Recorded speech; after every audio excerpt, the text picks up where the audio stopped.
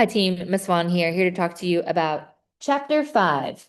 Okay, we're gonna go back in time to Lemonade before we start reading chapter five.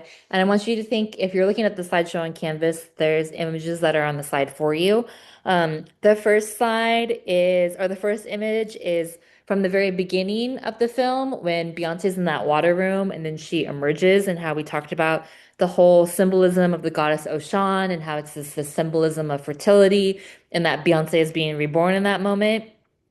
I want you to hold on to that because water is used in the same exact way with the, not same exact, but in a very similar way in the beginning of chapter five.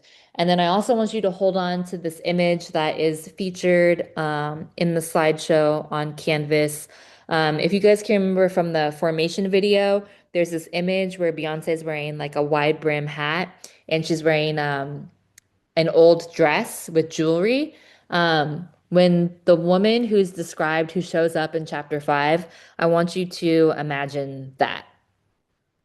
Okay. Um, all right, page 60, chapter five. A fully dressed woman walked out of the water. She barely gained the dry bank of the stream before she sat down and leaned against a mulberry tree.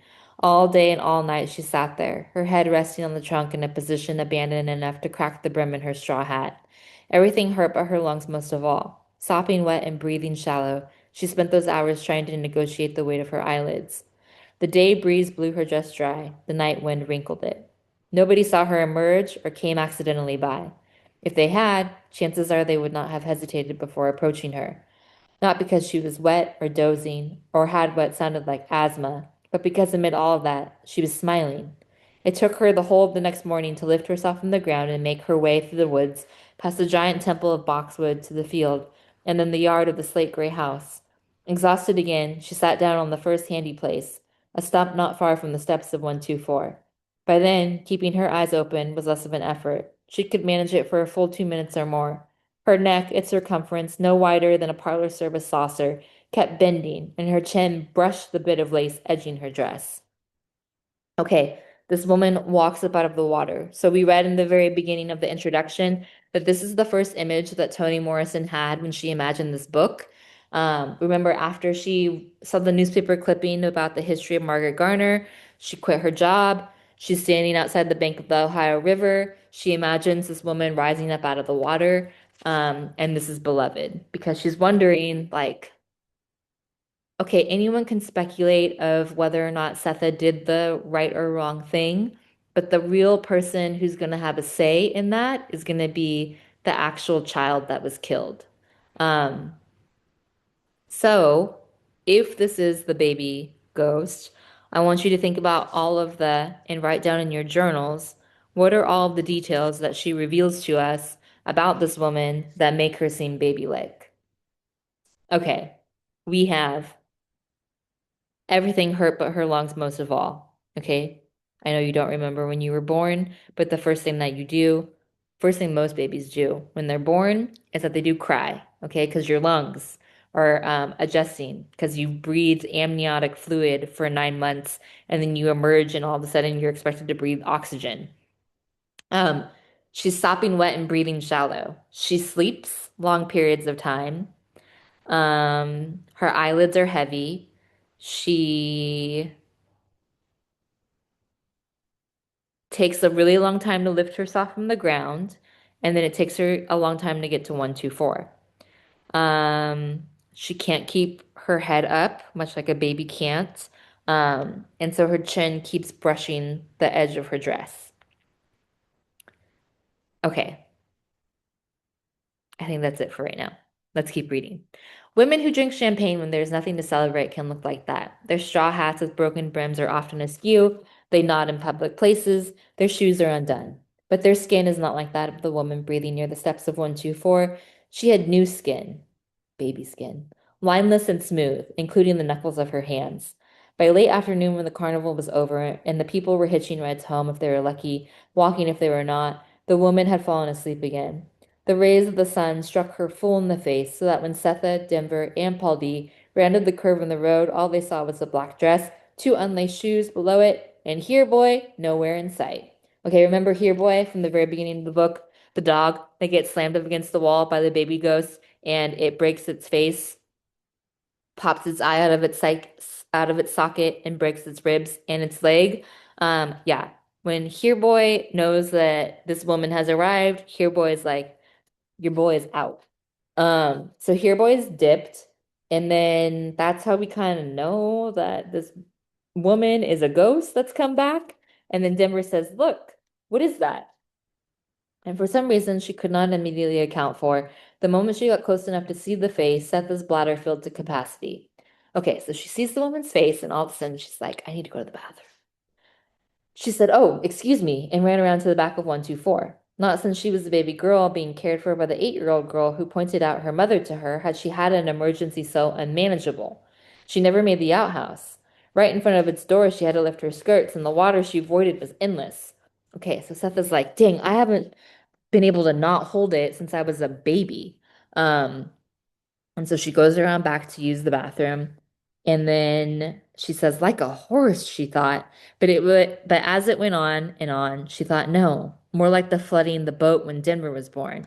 So much water, Amy said. Hold on, Lou, you're gonna sink us. You keep that up. But there was no stopping water breaking from a breaking room, and there was no stopping now. Um, Okay, so hiding things from your own brain, like we've talked about so far while reading this book. Setha sees this woman on the stump. She initially thinks that she has to go to the bathroom.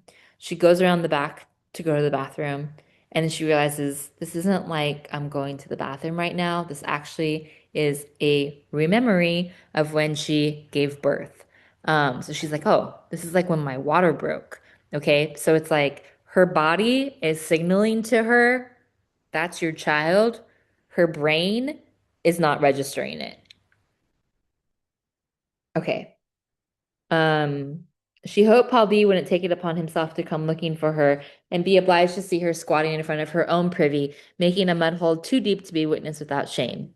Just about the time she started wondering if the carnival would accept another freak, it stopped. She tidied herself and ran around to the porch. No one was there. All three were inside, Paul D and Denver standing before the stranger, watching her drink cup after cup of water. She said she was thirsty, said Paul D. He took off his cap. Mighty thirsty looked like. The woman gulped water from a speckled tin cup and held it out for more. 4 times Denver filled it, and 4 times the woman drank as though she had crossed a desert. When she was finished, the little water was on her chin, but she did not wipe it away. Instead, she gazed at Setha with sleepy eyes. Poorly fed, thought Setha, and younger than clothes suggested. Good lace at the throat and a rich woman's hat. Her skin was flawless, except for 3 vertical scratches on her forehead, so fine and thin they seemed at first like hair. Baby hair, before it bloomed and roped into masses of black yarn under her hat. You from around here? Setha asked her. She shook her head no and reached down to take off her shoes. She pulled her dress up to her knees and rolled down her stockings. When the hosiery was tucked into the shoes, Setha saw that her feet were like her hands, soft and new. She must have hitched a wagon ride, thought Setha. Probably one of those West Virginia girls looking for something to beat a life of tobacco and sorghum. Setha bent to pick up the shoes. What might your name be? Asked Paul D. Beloved, she said, and her voice was so low and rough, each one looked at the other two. They heard the voice first, later the name. Beloved? You use a last name, beloved? Paul D asked her. Last? She seemed puzzled. Then, no. And she spelled it for them, slowly, as though the letters were being formed as she spoke them. Setha dropped the shoes, Denver sat down, and Paul D smiled. He recognized the careful enunciation of letters by those like himself who could not read but had memorized the letters of their name. He was about to ask who her people were, but thought better of it. A young colored woman drifting from driftings from ruin. He had been in Rochester 4 years ago and had seen 5 women arriving with 14 female children. All their men, brothers, uncles, fathers, husbands, sons had been picked off one by one by one. They had a single piece of paper directing them to a preacher on Divorce Street. Okay, so this is another example of when Toni Morrison uses some euphemism. So she says here that the men were picked off, but what she really means is that they were killed. So Paul D is thinking about this woman. He has all these questions like, what's your name? Do you have a last name? Who are your people? Where are you from? But then he starts to think, oh, I am on the run-ish, and I don't want to be asked about my past. This woman isn't going to want to be asked about her past too. So again, Toni Morrison makes us think about the history of what the long-term effects of slavery were, and that families were split up and they were divided, and it made it even more complicated after the Civil War ended and after enslaved people were freed, that it made it very difficult for them to be able to be reunited with their families. And so they did the second best option, maybe first best option, which is to create new families together. Okay. Page 63 at the top. Odd clusters and strays of people wandered the back roads and cow paths from Schenectady to Jackson. Dazed but insistent, they searched each other out for word of a cousin, an aunt, a friend who once said, "Call on me. Anytime you get near Chicago, just call on me." Some of them were running from family that could not support them, some to family.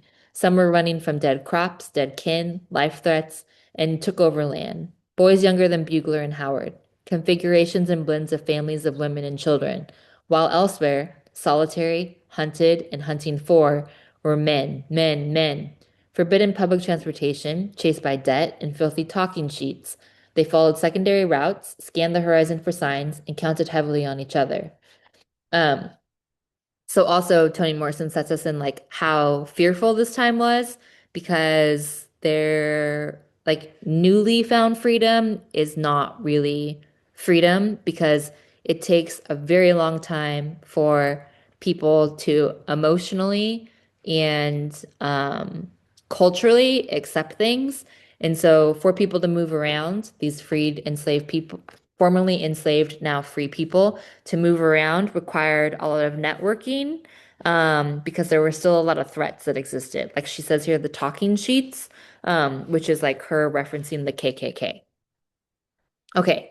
Silent except for the social courtesies when they met one another that neither described nor asked about the sorrow that drove them from one place to another. The whites didn't bear speaking on. Everybody knew. Um, okay, so again, it's this complicated idea about histories and how Paul D doesn't want to pry because he knows that the past is so painful and he just met this woman and he doesn't want to bring all that up. So there's this knowing element, but then like when does knowing and refusing to ask for more become maybe ignoring? Um, that I want you to think about. So he goes on. So he did not, and this is on Paul D's head. So he did not press the young woman with the broken hat about where, from, or how come. If she wanted them to know and was strong enough to get through the telling, she would. What occupied them at the moment was what it might be that she needed. Underneath the major question, each harbored another. Paul D wondered at the newness of her shoes. Setha was deeply touched by her sweet name. The remembrance of glittering headstone made her feel especially kindly toward her. Okay, so again, Setha has not registered this. She's like, oh, that's cute. She has the same name as the word that was written on my baby's tombstone. Um, but Denver does know. Denver, however, was shaking. She looked at this sleepy beauty and wanted more. Setha hung her hat on a peg and turned graciously toward the girl. That's a pretty name, beloved. Take off your hat. Why don't you? And I'll make us something. We just got back from the carnival over near Cincinnati. Everything in there is something to see. Bolt upright in the chair in the middle of Setha's welcome, beloved had fallen asleep again. Miss, miss, Polly shook her gently. You want to lay down a spell? She opened her eyes to slits and stood up on soft new feet, which, barely capable of their job, slowly bore her to the keeping room. Once there, she collapsed on Baby Suggs's bed. Denver removed her hat and put the quilt with two squares of color over her feet. She was breathing like a steam engine.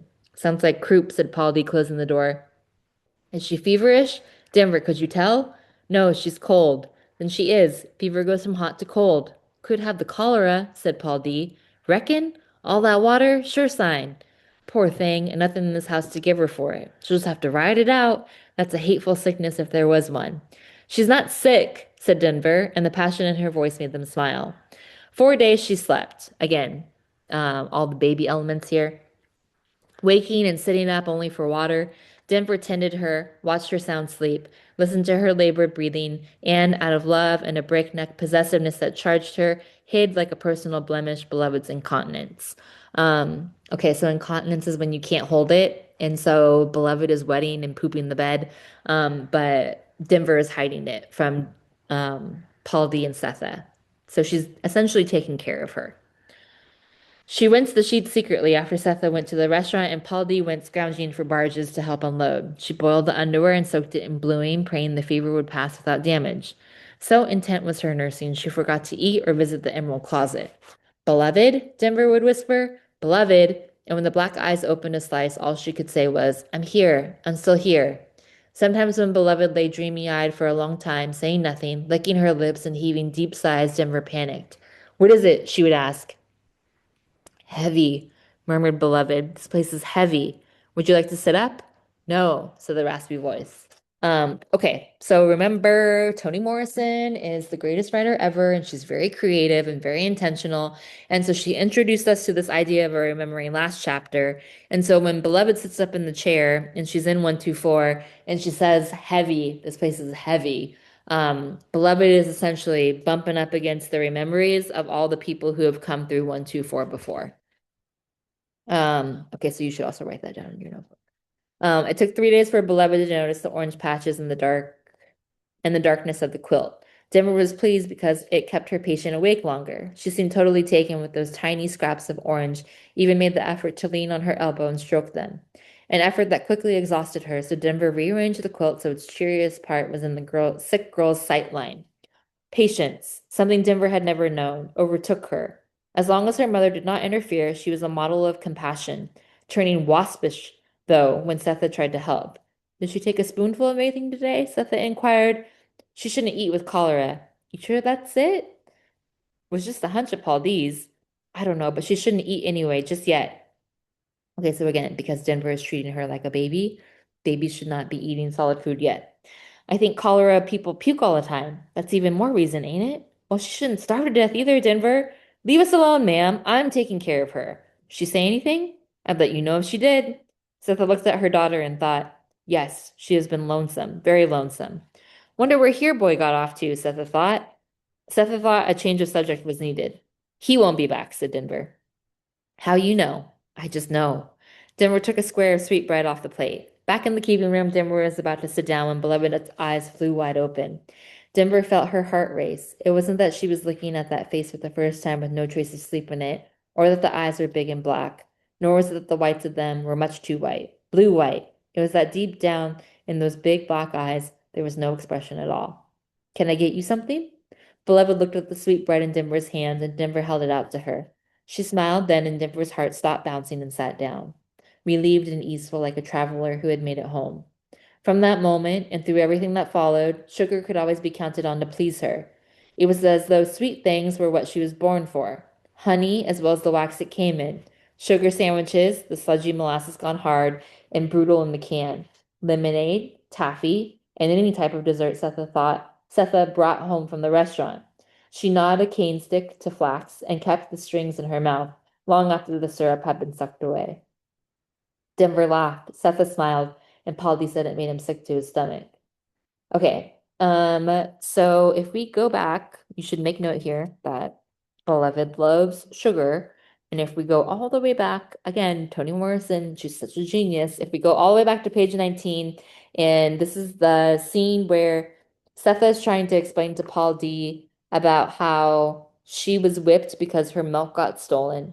Um, and she's trying to convey to Paul D the importance of the milk, and how the milk is the one thing that she can provide for her child. And so she says, page 19, that long paragraph in the middle of the page. Now she rolled the dough out with a wooden pen. Anybody could smell me long before he saw me, and when he saw me, he see the drops of it on the front of my dress. Nothing I could do about that. All I knew was I had to get my milk to my baby girl. Nothing was going to nurse her like me. Nobody was going to get it to her fast enough or take it away when she had enough and didn't know. Nobody knew that she couldn't pass her air if you held her up on her shoulder, only if she was lying on my knees. Nobody knew that but me, and nobody had her milk but me. I told that to the women in the wagon. I told them to put sugar water in cloth to suck from, so when I got there in a few days, she wouldn't have forgot me. Okay, so Denver being hungry, or not Denver, excuse me, Beloved being hungry for sugar water is also another reminder to Setha, this is your child, but for Setha, it is not registering in her head. Okay, back to page 66. Setha believed it was a recovering body's need after an illness for quick strength, but it was a need that went on and on into glowing health because Beloved didn't go anywhere. There didn't seem any place for her to go. She didn't mention one or have much of an idea of what she was doing in that part of the country or where she had been. They believed the fever had caused her memory to fail, just as it kept her slow moving. A young woman about 19 or 20 and slender, she moved like a heavier one or an older one, holding onto furniture, resting her head in the palm of her hand as though it was too heavy for a neck alone. You just gonna feed her from now on? Paul D, feeling ungenerous and surprised by it, heard the irritability in his voice. Denver likes her. She's no real trouble. I thought we'd wait till her breath was better. She still sounds a little lumbar to me. Something funny about that gal, Paul D said, mostly to himself. Funny how? Acts sick, sounds sick. But she don't look sick. Good skin, bright eyes, and strong as a bull. She's not strong. She can hardly walk without holding on to something. That's what I mean. Can't walk, but I seen her pick up the rocker with one hand. You didn't. Don't tell me. Ask Denver. She's right there with her. Denver, come in here a minute. Denver stopped rinsing the porch and stuck her head in the window. Paul D says you and him saw Beloved pick up the rocking chair single-handed. That's so? Okay, you have to picture this dynamic in your head, okay? So Denver's out on the porch. Paul D and Setha are inside. Setha yells out to Denver on the porch, Hey Denver, Paul D's saying that Beloved picked up a rocking chair with one arm. Denver does not look at her mom when she responds. She looks straight at Paul D. Long, heavy lashes made Denver's eyes seem busier than they were. Deceptive, even when she held a steady gaze as she did now on Paul D. No, she said.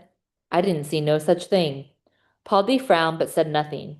If there had been an open latch between them, it would have closed. Okay, so if you predicted that things were not going to go smoothly at the end of chapter 4, you are right. So whatever progress Denver and Paul D were starting to make, that progress has now been broken because similar to Setha, Denver is going to choose her family over Paul D any day. So Paul D says he saw Beloved hold up a rocking chair with one arm. Denver saw it too. Denver looks at Paul D and is like, what are you talking about? Because Denver's trying to get Paul D out of the house. Also, again, with a rememory, if we look all the way back to page,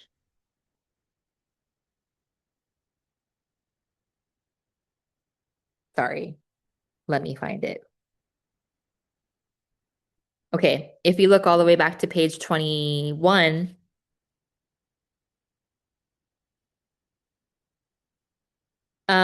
this is when the ghost comes, when Paul D starts to feel up on Setha. The ghost comes and haunts the house. And then Paul D at the very top of page 22 says, God damn it, shut up. Paul D was shouting, falling, reaching for anchor. Leave the place alone. Get the hell out. A table rushed toward him and he grabbed its leg. Somehow he managed to stand at an angle and holding the table by two legs, he bashed it about. Okay, so remember, Polly picks up the table. He bashes it about, threatening the ghost, who's now in human form, back in the house. So you got to think to yourself, what would Beloved have been doing if she raised a rocking chair to Paul D? What do you think she was doing to Paul D? All right, chapter 5. Um, oh, take some time in your notebook to talk about the importance and examples of rememory in this chapter. All right, have a good day. See you Wednesday. Bye bye.